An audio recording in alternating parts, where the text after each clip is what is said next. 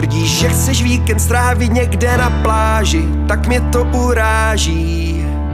Já do báglu raději hodím termoprádlo, rum a pohory a zmizím na hory. Co se stane na horách?